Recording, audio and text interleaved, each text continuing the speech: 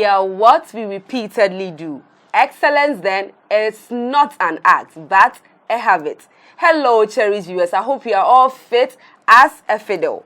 It's another beautiful day, and I'm so excited to be on your screens to educate, inform, and entertain you as well. You are live on MO7 Plus, and this is the Me Show with me, Akosia Purple. Kindly subscribe to our YouTube and Facebook at MO7 Plus, and of course on Instagram at MO7_Plus.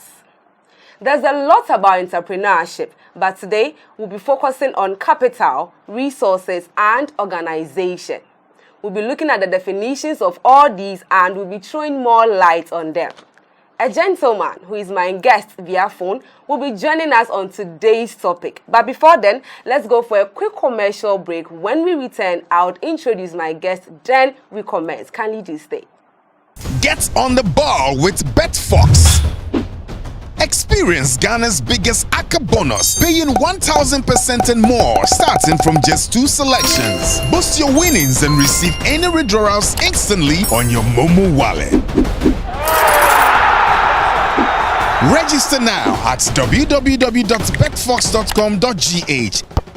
BetFox, we boost them. Official betting sponsors for the EPL broadcast on Max TV. You are welcome back from that commercial break, and if you just joined, this is the Me Show with me, Akosia Purple, right here on MO7 Plus, and we are treating capital, resources, and organization under entrepreneurship. Like I said before we went for that commercial break, I have a guest with me via phone who will be helping us through our conversations today. He is in the person of Mr. Fred Newman. Producer, do we please have Mr. Fred on, please? All right. Good evening, Mr. Fred. Well, good evening. How are you doing, please? I'm doing fine by the grace of God. Yourself? I'm very well, thank you. You are live on MO7 Plus, and welcome to the show. Oh, okay. So we are going into the business world tonight, and we want to talk a little bit about entrepreneurship, and that will be looking at capital, resources, and organization. And so we would want you to please be of help on our discussions tonight. Okay, so fast forward, let's talk about an entrepreneur. Sometimes the way people portray themselves to be entrepreneurs make people don't really figure out or know the exact explanation to who an entrepreneur is. And so since you are in the business world, I'd like to ask for you to define who an entrepreneur is, please. Okay, once again, good evening to all your listeners. And thank you for this opportunity. All right. Well, an entrepreneur is, when you say an individual who creates a new business, someone who bears most of the risks and enjoy most of the profit as well. Okay. So that's simply who an entrepreneur is. That is simply who an entrepreneur is. All right. So if I got you right, an entrepreneur is a starter, an initiator, a challenger, and a driver. Okay. A driver of the business, yeah. Okay. So anybody at all who ventures into a new business can be called an entrepreneur. That is it. All right. So that takes me to my second question. We've been hearing capital when it comes to business. Obi to make us say me per capital na media age. When we say capital in business, what does that mean, please? Capital itself is the money available to run the day-to-day operation of the business. Okay. So the money available for you to run the day-to-day operation of the business. All right. All right. The money available for you to run a day-to-day. I didn't get that side well, please. The day-to-day operation of the business. Okay. Yeah. And we have types of capitals. In business, we have types of capital. Okay. Yeah. Can you please enlighten us on that? Yeah. We have what we call the working capital. We also have the debt capital. We have the equity, and then we also have the trading capital as well. Okay. So these are some of the capitals we have when it comes to business. Okay. So please, which of the above mentioned is common? Yeah, the above mentioned the working capital. Okay, all right. Okay. All right, thank you. Please, is there a fixed amount to be used as a capital in business? I'm actually asking this because sometimes people want to venture into businesses and they are like, Sikana Mikitano, Ensu. So I want to know if there's a fixed amount to be used as a capital when one wants to venture into a business. Yeah, okay. There is no specific amount, but it depends on the kind of business you are operating. Okay. It depends on the kind of business you are operating. Yeah. Okay. So let's assume I want to start a business, which is an Indomie business. How much do I need to start such a business, please? Looking at the price of Indomie and the other stuff used in preparing Indomie, how much do I need to start such a business? Well, first of all, you need to know. Can you frame your question, please? Okay, so I was asking if I want to venture into a particular business, which is the Indomie business. How much money do I need? Like an estimation of the amount of money I need to put up an Indomie business, please. Okay, I think to operate an Indomie business. Exactly, please. Indomie, we all know it is a kind of food that people patronize a lot. Sure. And it is really cheap in the market. Okay, so you entering into an Indomie business wouldn't require that money of the capital. If you get about 1,000 cedis, you'll be able to start an Indomie business. Okay. I said 1,000 cedis because you need to purchase a cylinder, a stove, utensils, and other stuff. Okay. But if you have all these utensils, and then all that you need are the ingredients to start a business, then I don't think you will need that amount of capital I said initially. All right. But if you don't have anything and you are now entering into that business, you need to get at least about 1,000 Ghana cedis can start. Okay. Please, in your statement, you made mention of the fact that Indomie is a particular delicacy that people really do patronize. Does it mean that when you are venturing into a business, you're supposed to take a look at what the people in your neighborhood want so that you wouldn't run at a loss? It is very, very necessary. All right. It is very, very necessary. In as much as you want to enter into the business, what does it mean? Anything that any idea that comes, then you just pump money into it. Okay. You need to look at the factors there. All right. So, Mr. Fred, assuming I want to start a business, I've already started a business though with a capital, and I am hoping to get profits after my goods are being sold. But unfortunately for me, I don't get the capital, neither do I get the profit as well. What do I do? What do you suggest I should do? Okay, first of all, you need to identify the reasons why you are operating at a loss. Okay. You need to identify the reason why you are operating at a loss. Whether you are overspending, or maybe you are you've employed more than necessary. Okay. Yeah, you need to look at all those factors, because if you are overspending, the amount of money invested in the company, you are overspending.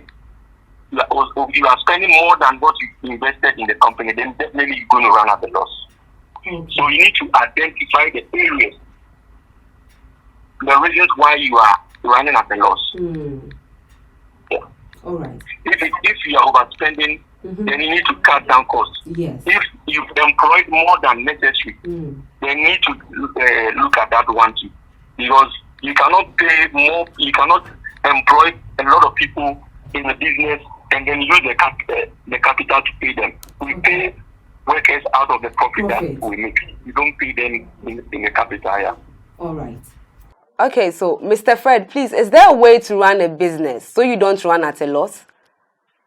Yeah, there is definitely a way to run a business where you don't run at a loss. Oh, okay. Can you please share with us, please? One, you have to get organized. All right. in everything you do, you need to, anything that you do should be documented. All right. And then number 2, for you not to run at a loss, your customer service is also very, very important. Exactly. Because you cannot do business without customers. It is the customers that make the business. And the 3, you need to implement effective marketing strategy. Okay. That will bring a lot of customers on board, because you can't produce a product while people don't come and buy. Definitely, if there is an expiring date on it, when customers don't come and buy, definitely the goods are going to expire, and it's definitely going to run at a loss. Okay, and 2, and the 4th thing too is you need to invest in your staff. All right. You need to invest more in your staff, because you see we are in the technological world. Yes, please. And day in and day out, a lot of things emerge. So you need to invest more in your staff. Okay. Educate them. You need to organize workshop, training, so that they will be well equipped in the area that they find themselves in. It shouldn't be said they are just on the business, they are just in the working field. Yes, work, and at the end of the month they get paid. No. You need to invest in them as well. All right. How would you please define resources? Mr. Fred? Yeah. Okay. How would you please define resources? Okay, resources, let me say, it is something that is available for you to use. Okay. That can be used to support you, or anything that can be making profit or benefit is a resource. It's a resource. So, for instance, if I know you are, I can use you to gain profit, then you're a resource to me. Oh, okay. Yeah. All right. I get that. And how would you? In the business, we have so many types of resources. Okay. We have what we call the natural resources. We have what we call the human resources, the environmental resources, the mineral resources, the water resources, vegetational. There are a whole lot of resources. Okay. But it depends on the kind of business that you find yourself in. Okay. Yes, so let's assuming you are in the production field, definitely you need a natural resources, and you need a human resources as well. All right. Mr. Fred, what is an organization, please? Oh, okay. An organization, I would say, is a group of people who work together. Or an institution comprising one or more people with a particular purpose to achieve a common goal. Okay. That is how I would define an organization. All right.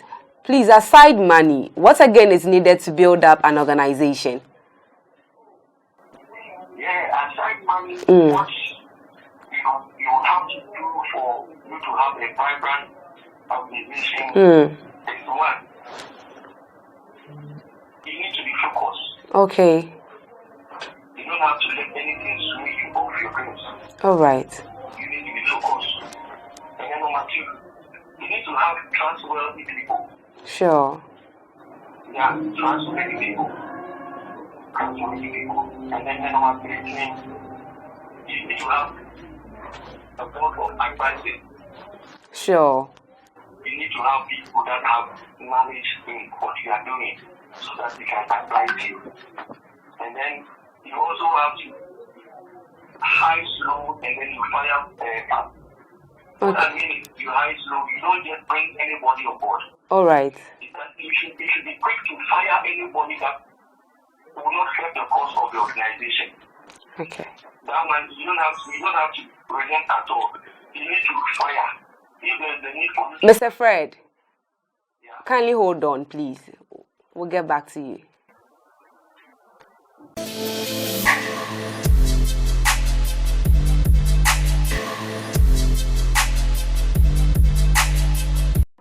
Mr. Fred, so what are some of the things needed aside money to build up an organization, please? All right. What are some of the things needed to build up an organization aside money, please? Hello, Mr. Fred. Yes, please. To build up an organization aside money. Yes, please. Yes, please. Okay. You need to have a trustworthy people around you. You also need to form board of advisors. Okay, please. People that have knowledge about The business. an organization. All right. That can advise you. Okay.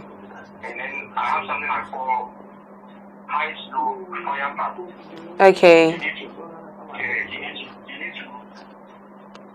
fire anybody that you think is not efficient. Okay. And it is on a field of work. Yeah, but that doesn't also mean that if you are firing, you should bring people on board. No. You need to high slow, but you must fire fast. Because if you have people who are not contributing to the growth of the organization, definitely it's going to affect Okay. your organization. All right. So I believe most of the organizations have a market. The last one is you need to have a brand, not a brand. Okay, sure. A brand is what will sell you out. Yes, please. Because of the social media, brand is very, very necessary in terms of organization. All right. You have a solid brand. All right. Thank you, Mr. Fred. But I believe that most of the organizations do have people at the marketing department. Now, I would want to know that aside marketing, what else brings profit to one's organization? Aside marketing, Yes, please.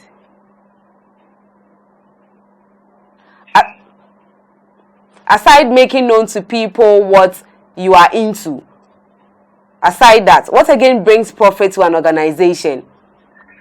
Yes, please. I think one, you want to make a lot of profit aside marketing, you need to increase your product, increase your price. You need to increase your price. One of the ways to make profit is to increase your prices.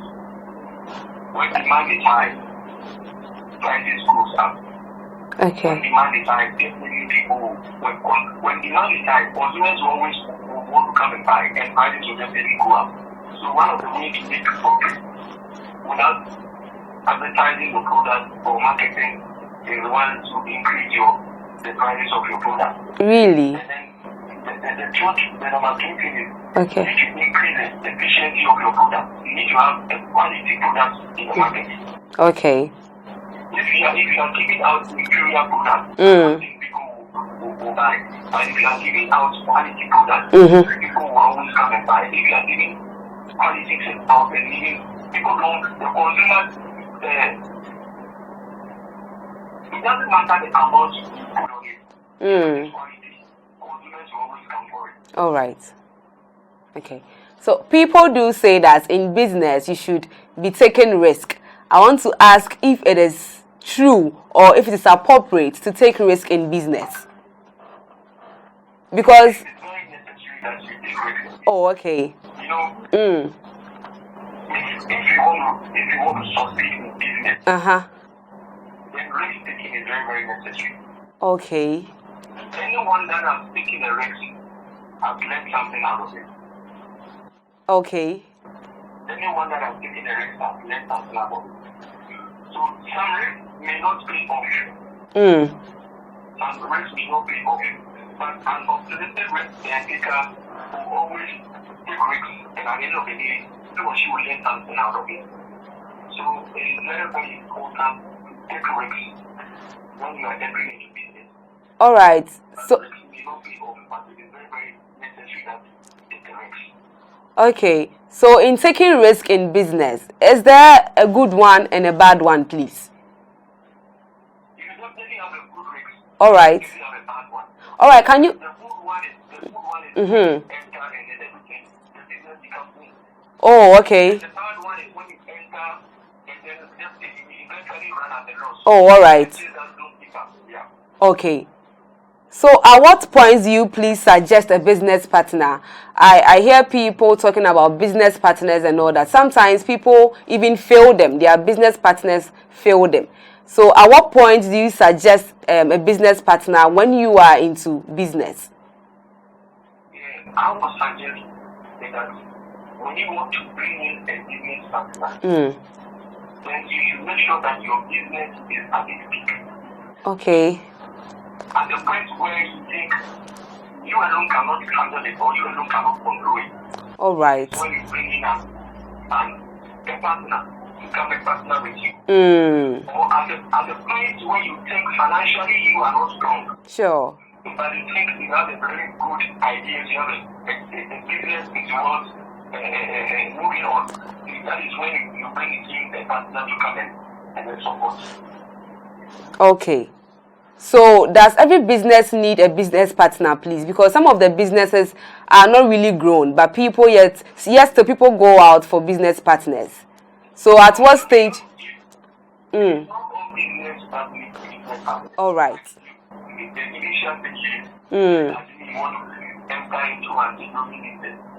Yes. Yes.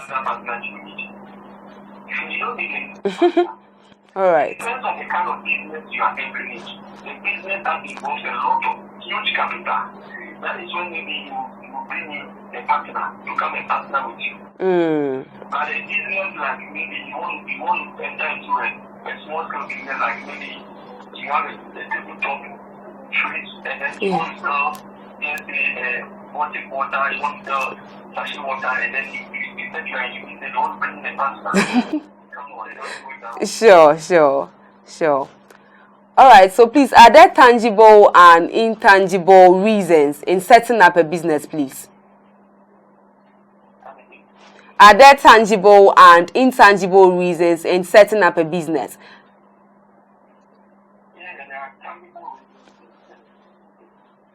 Okay, so we'd want to know the tangible ones and, of course, the intangible ones as well.